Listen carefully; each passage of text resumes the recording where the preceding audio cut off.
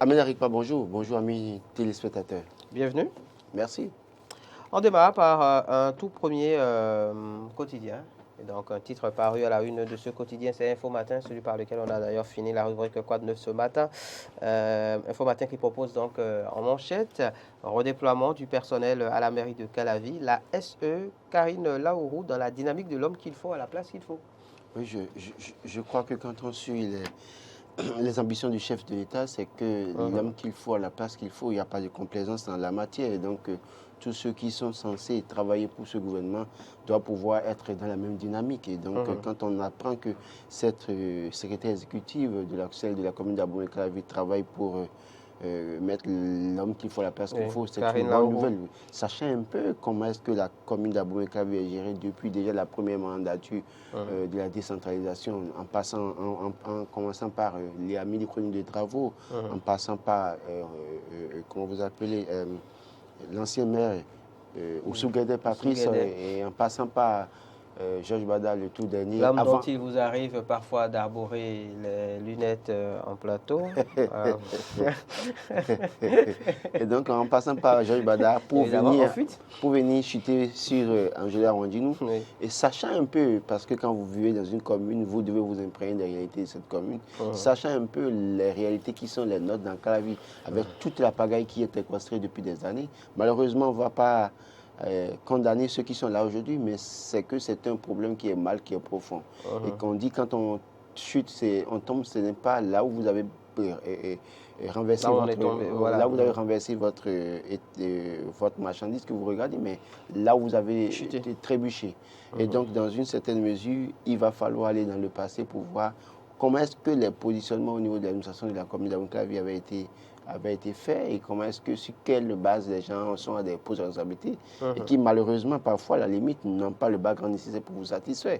Je ne trahis aucun secret en le disant. C'est vrai qu'ils ne seront pas, une fois encore, ce matin, ils ne seront pas d'accord avec moi parce qu'ils estiment que je viens souvent sur le plateau m'occuper d'eux proprement. Alors qu'il a fait un procès? Oui, quand je leur fais un procès comme si j'étais en mission pour quelqu'un. Mais je crois que quand on est dans une zone localité, et je ne parle pas pour Calavi seul, c'est pour toutes les communes du Bénin, il faut qu'on mette les gens aux places qu'ils méritent en réalité. Il faut que ces places que nous avons dans les communes soient occupées par des personnes qui ont le background, le potentiel, les compétences nécessaires pour faire ce travail. Sinon, en réalité, on a beau choisir le secrétaire exécutif, mais les communes vont continuer à être à la traîne. Vous allez voir que juste après la nomination, l'installation de ces secrétaires exécutifs, beaucoup de communes avaient commencé par avoir des problèmes. Pourquoi? Parce que ceux qui étaient là avaient leur mode de fonctionnement. Bien sûr. Et ils ne voulaient pas du tout lâcher. Ils ne voulaient pas du tout lâcher dans une certaine mesure. Et je crois qu'au-delà du redéploiement du personnel, il faut voir une certaine chose. La loi dit que les chefs d'arrondissement, par exemple, doivent garer leur véhicule à la mairie le soir. Mais j'en connais qui, nuitamment, même tard la nuit, vous les voyez,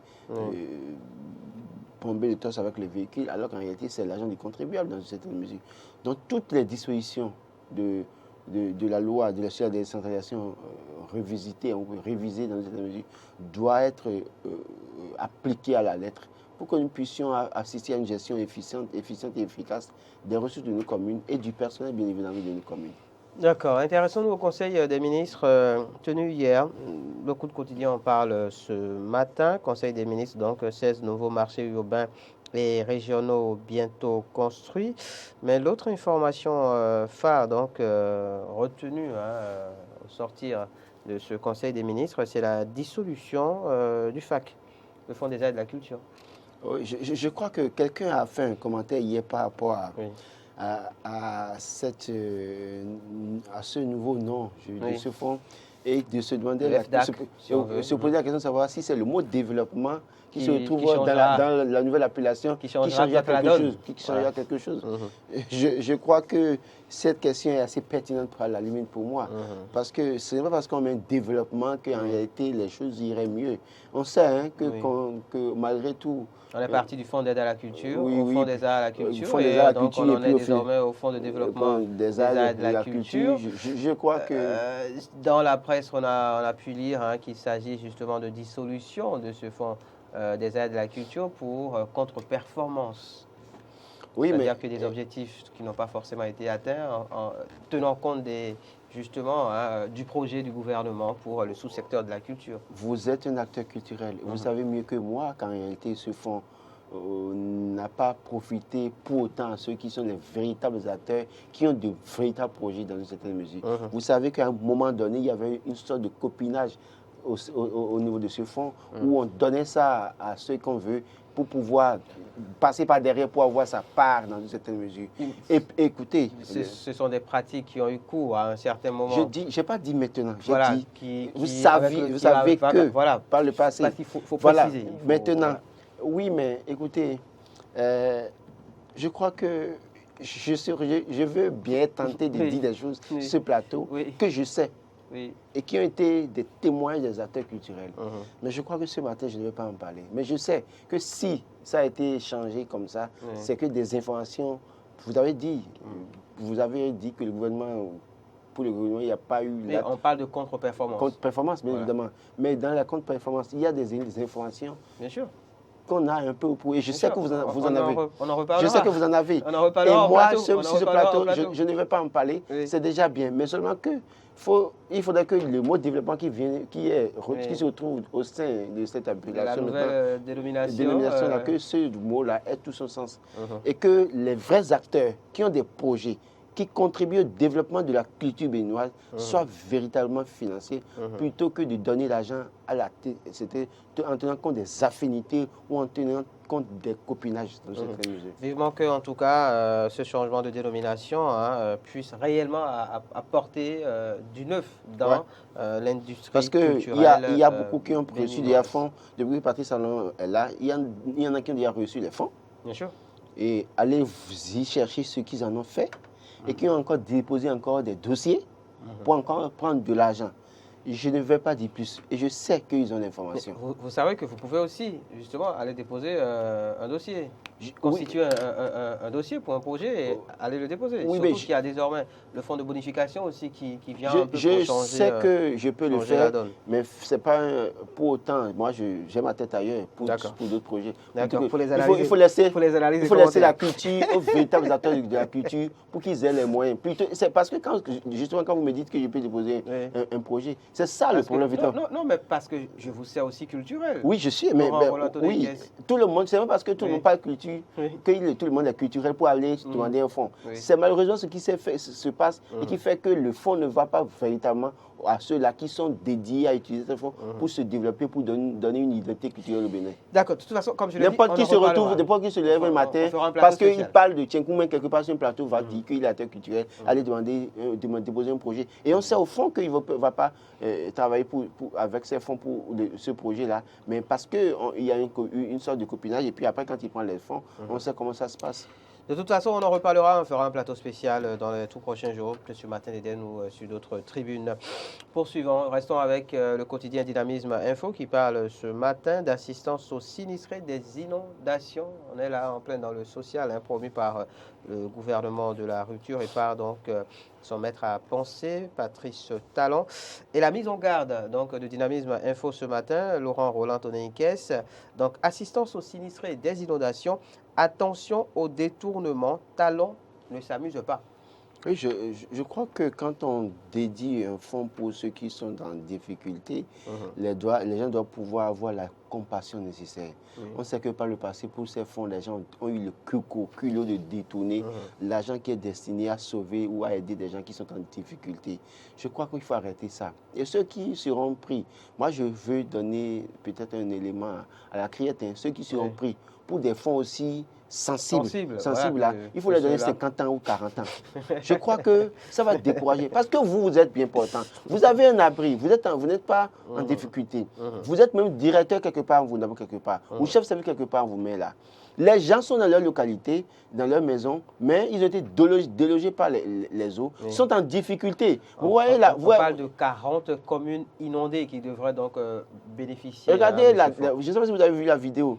La dame qui était dans l'eau vers l'Ouémé là-bas, et dont l'enfant pleurait, elle disait à l'enfant, calme-toi, calme-toi. Il faut que je trouve, j'arrive à sortir de l'eau pour pouvoir t'allaiter. Calme-toi, calme-toi, ne te fâche pas. Et elle calmait son enfant. Des gens comme ça, on a besoin de fonds pour les soutenir. Et quelqu'un qui a eu la grâce d'être nommé, qui a un point d'autorité, va se permettre d'utiliser les fonds selon sa volonté. Je crois que pour ces cas-là, il faut que les juridictions soient agissent sans état d'âme. C'est-à-dire que s'il faut leur même donner de vivre le reste de leur vie en prison, il faut le leur donner. Parce que c'est à la limite, c'est de la sorcellerie pour moi. Oui, c'est de la sorcellerie tout simplement. Je crois que les gens doivent pouvoir faire attention pour que ceux qui ont besoin... C'est valable hein, pour ceux qui vont prendre l'argent pour les enfants ou dans les écoles, je ne sais quoi là, qui n'ont pas pitié là, il faut commencer par servir Dieu. C'est vrai que ces détournements ne sont pas de gros montants. Hein. Il y en a qui ont pris de gros montants dans ce pays. C'est vrai que bien souvent pour ce genre de fonds, il s'agit de vivres qu'on offre par exemple aux populations. Il y en a qui ont pris de gros montants, vous savez, et qui malheureusement circulent comme ils le veulent. Hein. D'accord. Vous avez des informations non mais en la écoutez, matière. La dernière fois, quand le chef de l'État allait aux Pays-Bas, parler de PPA2, ils ont signé un contrat de 118 milliards pour donner de l'eau à certaines localités. D'accord. Quand ils sont arrivés et que le ministre des Affaires étrangères a fait une conférence de presse, on a vu l'ambassadrice des Pays-Bas prendre la parole pour dire que le Bénin a payé. Le Bénin a payé avec quel fonds? Sachant que ceux qui ont pris l'argent, dont les noms étaient cités, dont l'unité devait être enlevée parlementaire, pour qu'ils puissent répondre de leur forfait, n'ont pas répondu et circulent allègrement. Et on dit que le Bénin a payé. Le Bénin a payé avec quel sou? Donc c'est pour vous dire quoi? Peut-être que d'une manière ou d'une autre, les intéressés ont rendu gorge. Ils ont payé discrètement. Peut-être. Mais il faut donner l'information au public. Parce que si nous, on n'a pas l'information, tout le temps, on continuera à dire que des gens ont pris l'argent et n'ont pas rendu. Parce qu'on sait que des gens sont dans Maria Greta, par exemple. Ils ont dit, certains du gouvernement actuel disent qu'il y a Maria Greta 0. Et pourtant, ceux qui ont contribué à Maria Greta, soit dit en pensant, 0 qui était autrefois 1, sont là. Il y a le musée de la honte à l'entrée de Porte-Nouveau. Il y a ceux qui ont contribué à cette honte nationale qui sont encore là et qui ne sont pas peut-être inquiétés. Dans une certaine mesure, on me dira que les dossiers sont toujours en instruction. Oui, mais jusqu'à quand? Est-ce que c'est quand nous, on aura 95 ans ou bien quand on ne sera pas sur terre qu'on va sortir de dossier finalement pour dire voilà. Je crois que dans une certaine mesure, tous ceux qui doivent dont les noms sont cités dans les affaires d'État, qui ont détourné le sous-là, même si c'est 5 francs-là, qui répondent de leurs actes. Ça va décourager les générations futures. Sinon, la lutte contre la corruption, la fin n'est pas pour demain. N'est-ce pas? Matin libre à présent, Laurent Roland Toninquès, qui plutôt que de parler des législatives, qui constituent l'actualité du moment, s'intéresse à la présidentielle de 2026. Et parle de Djogbenou déjà dans la peau du chef. Laurent. Oui, on a vu le monsieur faire le tour du Bénin, aller rencontrer... Même aller rencontrer la diaspora. Aller rencontrer la diaspora. On a vu dans les communes. Hier, je ne sais pas, il était allé à Alada voir le roi Palégué Toïdjigla, bien évidemment. Okay. Et dans les localités, il a rencontré les têtes de pont, les coordonnateurs UP. Et je crois que quand Patrice Talon venait au pouvoir, ils avaient mis en place un système qu'ils appelaient les CCC ou les CCCA. Okay. Et donc, je crois que dans la même dynamique que Djogbenou, Joseph est en train de faire le tour du Bénin pour rencontrer ces personnes, dans la peau du chef, on peut avoir cette impression. Et moi, je n'ai pas encore cette impression. Parce qu'en politique, tout est possible. Tout est possible en tenant compte des intérêts du moment, du pouvoir en place ou du chef en place. Alors donc, Djogbenou aussi doit pouvoir être prudent dans tout ce qu'il fait. Moi, c'est peut-être ce que je peux lui dire, ce que je peux lui donner comme conseil ce matin. Okay. Je l'ai dit et c'est à lui de le comprendre ou de ne pas le comprendre. Ce qui se passe peut être aussi un piège pour lui. Parce qu'on a beau dire que évidemment, tout est possible en politique. Oui, voilà, qu'après Patrice Talon, que c'est lui qui sera le dauphin, on dit qu'il sera le président de l'Assemblée nationale. Sachant que je ne trahis aucun secret en disant que dans leur discussion, dans leur famille politique, ils avaient quelqu'un qu'ils avaient déjà prévu qui devait être président de l'Assemblée nationale en 2023. Mais comme tout est possible. Ah oui, en 2023. Et la personne est encore dans le starting block de son parti, bien évidemment. Bien sûr. Bien positionné en plus. Bien positionné en plus. Donc, très bien ils savent ce dont je parle. D'ailleurs, dans la perspective des législatives, il est plus que bien positionné. Voilà. Et puis, on annonce Job Benou candidat dans une des circonscriptions électorales que je ne vais pas citer. Mais et là aussi... Ce qui n'est pas surprenant. Ce qui n'est pas surprenant, mais là, par exemple, vous savez, c'est ça la politique. C'est pourquoi il doit pouvoir faire preuve d'humilité, se calmer. C'est vrai que j'ai lu une réaction du président de l'Assemblée nationale, de l'actuel, Louis Vavonou. Je crois quand ils étaient à Tori, quand quelqu'un disait qu'ils ont l'habitude de gagner, qu'ils vont tout gagner, il leur a dit attention, c'est une erreur. Ce n'est pas ça, exactement ça. Trop de confiance en soi aussi, tu la confiance. Non, mais en l'état, ceux qui font l'erreur au sein de l'IP ou du BBR pour tenir compte des résultats de 2019 ou 2021 pour dire qu'ils vont gagner les élections. En 2023 ça ne marche pas. L'élection de 2021 là, a été préparée par le candidat Patrice Talon, qui savait à l'avance qu'il va gagner, qui avait mis tous les éléments en sa possession, en tout cas, en œuvre pour gagner les élections. Et c'est lui ça, lui candidat. Mais là, c'est vrai qu'ils sont ses potentiels députés plus tard, mais dans les circonscriptions électorales, il faut que chacun d'eux travaille pour être apprécié du peuple.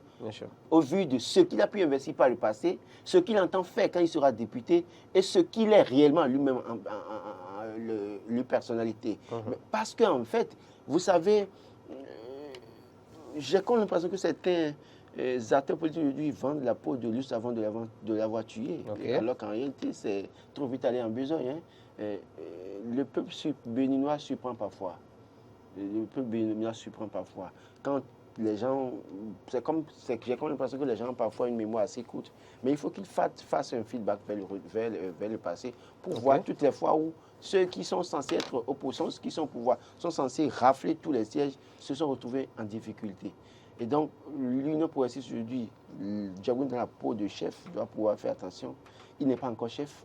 Il doit pouvoir travailler, se donner des moyens, des éléments pour gagner l'élection, mais en faisant preuve d'humilité. Et pour moi, il faut arriver à passer le cap de 2023 avant que de passer penser à 2026. Je crois qu'il doit éviter au maximum de se mettre devant. Pour moi, pour le peu que je connais, je crois connaître en politique, il doit pouvoir se mettre un peu en retrait, c'est ça? En retrait. Parce qu'aujourd'hui, on a comme l'impression que... Attendez, on a comme l'impression que Job Benou va aux élections sur le plan national. Oui. Mais non, attention, ce n'est pas lui. C'est les députés, les potentiels candidats. Mais les potentiels candidats sont où? Oui, mais le parti va donc aux élections sur le plan national. Et aujourd'hui, qu'on le veuille ou non, c'est le président de l'UPR. C'est la première image qu'on retient de l'UPR. Oui, mais juste que vous dites. Et quand on sait que justement, le revers de cette image, dans 3-4 ans, nous acheminons vers la présidentielle. Le revers, c'est quoi en fait? C'est normal. Le revers, c'est quoi? Les localités dans lesquelles il n'est pas apprécié, l'UPR aura diffusé dans ces localités. C'est le revers, ça. On va finir par un tout dernier fait d'actualité abordé par le quotidien L'Indépendant. Laurent Roland Toniquet, on en parle très rapidement. C'est dans la perspective des législatives de 2023. Les confessions religieuses s'organisent pour la paix. Quoi de plus normal? Il faut travailler pour la paix. Il faut s'organiser pour la paix. Nous avons besoin de la paix. Nous avons besoin de la paix à tous les niveaux.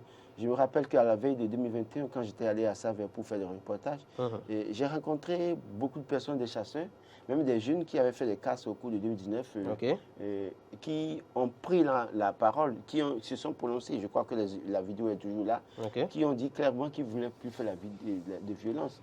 Et puis, des confessions religieuses, le chef suprême du Vaudon que j'ai pris à Saverne aussi, qui prenait l'engagement de ne plus... en tout cas, d'œuvrer pour la paix, bien évidemment. Mais on a vu que malheureusement, malgré tout ça, c'est que au cours des élections, qu'est-ce qui s'est passé? Il y a eu des casses. Et quand j'ai cherché à comprendre, les éléments que j'ai pu recevoir, en tout cas, m'ont dit que ce n'est pas eux, que c'est les nouvelles têtes qui ont été suscitées dans une certaine mesure. Donc il va falloir travailler sur cela. Mais je sais que dans les autres localités, il n'y avait pas eu de violence pour autant. En dehors de quelques violences qu'on a observées à Cotonou, on a observé des violences à Saverne. Mais il y avait deux problèmes essentiels à régler dans la commune, zone des collines. C'est qu'il y avait André Biawo-Kounlala, il y avait Adam Bagoudou, qui étaient en griffe, étaient vomis par leurs propres frères et sœurs de Saverne et de Tchaoro, qui ne voulaient pas du tout les sentir parce qu'ils avaient été très proches de Boniaï et qu'ils estiment que la manière de la procédure qu'ils avaient adoptée était une trahison dans une certaine mesure. J'ai entendu parler, puis moi j'ai été sur le terrain. Et donc aujourd'hui, Patrice Talon, fin stratège, a réussi à dégager les deux de Tchaoro et de Saverne en les envoyant loin, en Arabie Saoudite ou au Koweït et l'autre en Russie, bien évidemment. Et donc, en les faisant remplacer par des gens assez modérés, bien évidemment, l'ancien maire de Tchaourou et puis le jeune professeur Romaric Ogoualé, bien évidemment. Donc, c'est une manière de pouvoir calmer la tension dans ces localités. Et je veux bien croire que Okunlola et Bagoulou ne viennent pas en vacances pendant la période de la campagne ou de la période électorale, qu'ils fassent l'effort de rester là-bas. Parce que moi, j'ai rencontré un vieux à Saverne qui me dit clairement, le problème de Saverne, les violences, ce n'est pas Patrice Talon en réalité. Le problème de Saverne, les violences, c'est Okunlola et ses frères et sœurs. Donc il va falloir trouver le mécanisme pour enlever Okunlola de ce schéma-là et il y aura la paix. Donc, une fois que Okunlola est parti, qu'il reste là-bas, qu'il reste en Russie, s'occuper de Poutine pour avoir les conseils de Poutine, ou bien essayer de calmer Poutine là-bas qui veut finir avec l'Ukraine. Et là, on pourrait avoir la paix à Saverne pendant la campagne. Après ça, il pourra revenir chez lui. D'accord. Merci à vous, Laurent Roland Tonin, qui est stop et fin donc, de vos analyses et commentaires de ce matin.